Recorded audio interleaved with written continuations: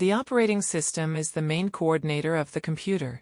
It works quietly in the background, making sure every component runs together without you noticing. It controls the CPU, memory, storage, and peripherals, organizing all resources so nothing crashes and everything stays smooth. It is also the layer that lets you communicate with the machine. Every window you open, every icon you click, and every command you run goes through it. Thanks to this interface, using a computer feels simple, even though the system inside is complex. It also manages applications. It decides which program runs first, how much processor time it gets, and how to prevent one from affecting the others.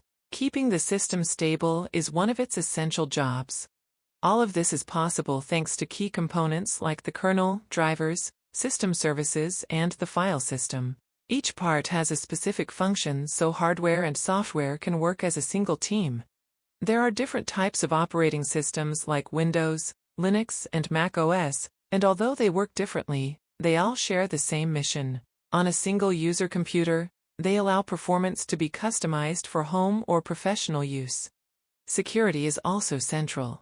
It manages permissions, installs updates, and activates tools like the firewall to protect your data. In short, the operating system makes everything feel easy, translating your actions into machine instructions, and keeping the computer running in an organized and secure way. In the description you will find a link to the blog with more details.